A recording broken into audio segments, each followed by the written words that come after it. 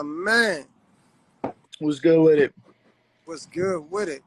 Things in here cooking up, another day, you know what I mean, on the grind. Ladies and gentlemen, producer extraordinaire, Yes, my sir. digital crates. In the lab, you already know. I'm not going to hold you too long, man. I'll just get right down to it because I know you're a busy man. Yes, sir. So I say question number one is just like the quick bio. Just tell us, like, I call you Digital Crates. Tell them who Digital Crates is and what you actually do. Yeah, Digital Crates, a.k.a. Crates. Everybody call me Crates. Mm-hmm. Philadelphia, born and raised, but I've lived all over. California, New Orleans, Atlanta. Right now I'm in Tampa Bay, Florida, getting it popping. Shout out to the Sound Gallery Studios. We got a studio down here, and we opening up in a new city. Top of the year, new studio coming soon in a new city. So I'm just steady grinding, man, building. First and foremost, I make music. I'm an electronic music artist, but also a producer. And then second, I market music. I do that with media. So shout out to hip hop since 1987. This song is dope. Let's see what else I got. Hiphopmags.com. A lot of other websites syndicate my posts. So it's like 6 or 7 sites. So when I post on 87, a bunch of other sites pick it up. And that's kind of how I get the music out there. And then I also am a promoter. I host and I DJ live events, showcases, and concerts. So I've done like 500 concerts in the last like 7, 8 years. I'm like grinding. Yeah, grinding. You know what I mean? Grinding. I got a big show here in Tampa this Saturday night. We got JT Money of Poison Clan, a hip hop legend, going to be in the building. I'm all about giving our elders their flowers, man. Poison Clan, they was in the Miami bass movement. So they was like Uncle Luke, you know what I mean, from Miami and them. Hey, So you live right now in Tampa. Tampa Bay, I've been here for a year. I moved down during quarantine, and, I got popping down here recently, but I spent last year kind of in the cut supporting what other people had going on. You know what I mean? I showed a lot of love. I went to a lot of shows. I popped up at a lot of studio sessions, and now I'm getting that love back. You know what I mean? How's the rap culture in that part of, because Florida's a big state. So how is the culture down there as far as like when you do your show? Like you just said you did almost 500 shows in about 7, 8 years. Yeah. Like how's the turnout and the vibe when people are in your shows in Florida? Yeah, I'll put it this way, ain't nothing like it. You know what I mean? Ain't nothing like it. Florida is legit. That's why I came down here during the pandemic, because it was open. Florida never closed down. So it's been a wave. And then what's crazy is like Tampa is like hard to explain. Like it's a transient city. Like nobody's really like from Tampa. People, it's kind of like Tom Brady. You know what I mean? People from all over. People come down here to live a better life. So it's people from the West Coast, people from the Midwest, people from up top where we're from. You know what I mean? And so it's got like a blender of different sounds. Like you got the reggaeton, you got the Latin trap shit going on, but you got real boom bap, backpack hip hop, real old school hip hop vibes. Then you got like, the Kodak Black, you know what I mean? Denzel Curry, like you got the whole wavy Florida, Lil Pump, Smoke Perp. Like they call it the JIT, the Florida JIT sound. Like, so it's like you got a little bit of everything down here, but then there's like some soul because it's the South. You know what I mean? It's the South out here. They call it Big South. So you got a lot of singers, a lot of R&B, acoustic, folk singers. You got a lot of slam poetry, you know what I mean? Comedy, poetry. So it's really a mix of everything. And then we're not too far from Orlando. And Orlando, I don't know if you know, is like the home of like the club scene. You know what I mean? Electronic music, club music. Explain it. Yeah, now, so question 3 is, all right, so I'll go into question 3 and now I'll hit you with my back 3. But so question 3 is, like, other than, because you just explained some sounds, but you said your title was an electronic music artist. Yeah, I put out a lot of music. I'm a producer and a DJ. I don't sing, I don't rap, but I write songs. So what I do is I get different singers and rappers to perform lyrics and melodies that I've written over my instrumentals. So I put out a lot of electronic music. I guess you could think of somebody that's big in a game like that. It's like Diplo, who's also from the Philly and Florida areas. People like him, people like Zed. I'm on that kind of wave. And I've been doing that for a few years now. Like I only started really putting out my own music about 3 years ago, but because I had worked on so many other people's music over the last 20 years, got a good reputation. So a lot of that love that I put out into the world has been coming back. I got almost 500,000 streams last year on my music. It was really a breakout year for me as a producer, DJ, artist in the electronic music world. Blessing. Yeah, crates, and shout out to you for that, because you do bring a different sound. Like, I'll jump in on one of your sessions and you do this little. I'm surprised why you ain't giving me your effects. You can put it on. Why you ain't Oh put yeah. Oh, I didn't know I could put it on while I'm Man, on this your is this live. Okay, I discussion with got man, you with me. This ain't no goddamn man. Do what you do, man. Do your shit. Because I'm used to you. seeing you in a different, like, for everybody don't know, my man Digital Crates is like the hip hop Human Torch. When I come on and I Oh, listen I'll to be on fire. I can't get it to work right now. Like, yo, man, I'm trying to. my man, he's just like everything. Even the fan be on fire. Like the trademark fan. Like you can't even cool him down because the fan's on fire. Like, he trying to get it going now. He gonna get I'm trying to find the fire. I can't find it. Oh, here it is. I'm on there. You go. fire. You know what I mean? Now I'm doing 6 questions with Digital Crates. I was doing 6 questions with Seth. Yes, sir. We in I crates did mode with now. Seth. Now I did 3 with Crates. And you You know, it's mentioned hot. It's hot down here in Florida. You got to drink a lot of water down here. I've been what's the drinking a weather lot like? of What's the water, weather down man. there right now? Well, no. I don't want to waste no questions, but that's what I said. So you moved down there during the pandemic. All right, so this is question 4. So you moved down there during the pandemic, and you say you've been down there a year. So Yeah, man. all No going, cap, no cap, no cap. Came down here with like $50 in a dream. You know what I wow. mean? I was low, man. The pandemic shut shit down. I So what couldn't is your DJ, I couldn't host, I couldn't do studio sessions. I was paying rent at the studio for 6-7 months and couldn't get sessions in there. Like I was low. You know what I mean? I was at a real low point, man. Really came down here with a dream and $50 in my pocket and we up. You know what I mean? It took a little while, but we up now. So yeah, that's my 4th question. So what is your future plans as Digital Crates moving forward? Like I know you do the production and stuff. Like, do you have like any plans that are bigger than just what you're doing?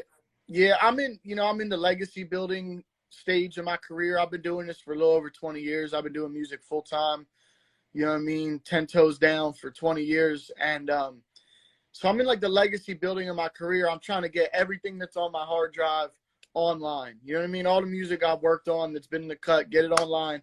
And then after that, I want to start giving back. And I already am. I'm getting into teaching. So I've been teaching at the college level, teaching university students Really? about music production, entrepreneurship.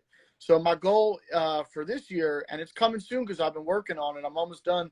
I've been writing a book, like a textbook, like a college textbook.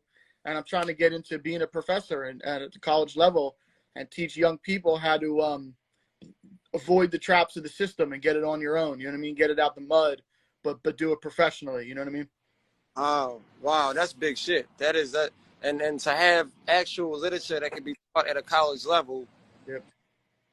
only few have done that. So, I mean, you understand the level that you're ascending to. That's big. Yeah, I mean, there's a producer that I really respect named Ninth Wonder. I don't know if you heard of Ninth Wonder. I've And little bit. yeah, he kind of inspired me, man. He from North Carolina. He from the sticks, but he made it out the mud with a group called Little Brother. And then he went on to produce for Destiny's Child, Jay-Z, Whoopi, I've Woo, heard. the list goes on. But when he was about my age, he's a little older than me. When he was my age, he stopped producing, stopped being in the trenches, stopped being in the studio, and started teaching college courses in North Carolina.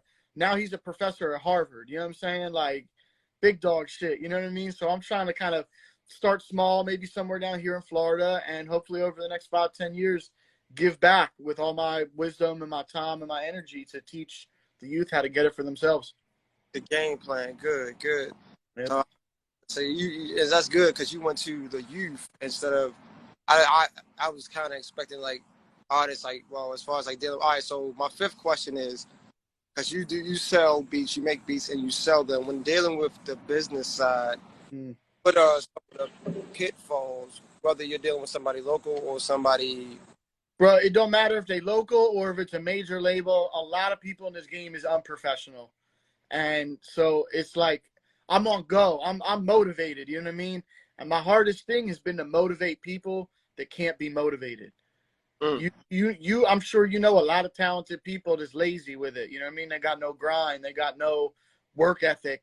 And that's been my hurdle that I gotta jump over time and time again, whether it's this situation, that situation, local artists, major labels, it don't matter. It's like a lot of unprofessional people that aren't as motivated to succeed and be great as I am. I don't let it get me down. I learn from it. You know what I mean? And I'm still learning. That's You know all what I mean? that's all we can do. All right, so well, I got one question left. This is only my second episode, so I was trying to figure out, like, it's like a burning question, and it's funny because you're on fire right I'm on now. fire. I'm drinking this water, man. Thirsty. So I'll just finish it on a good note question. I'll just say, Yeah. you gave me the future stuff like that. So what is the next project? What are you working on, like, right now? Like, what's gonna really drop, or what's Man, going on, like, right now that I can that we can go see and go hear and whatever right now? it's a lot. I have like probably 30 full projects with content, with artwork, you know, what we call creative. Like I got music and creative in a folder for like 30 full albums that I produced. And it's kind of not really about what's next. It's about just getting it all out there as soon as possible. If it's one thing that we learned over pandemic is that life is short. You feel me? So Yeah. God forbid, knock on wood, I wouldn't want anything to happen to me with a hard drive full of music. You know what I mean? I'm trying to get it all off as soon as possible. So the way I do it is I usually time it with the seasons. So like I did a campaign last year called 16 Weeks of Summer. So what I did is I put out an album every Friday all summer, 16 straight weeks. I just did 5 weeks of fall where I put out an album 5 straight weeks in a row, and trying to figure out what's next. But one thing y'all can look forward to is I kicked it off last year.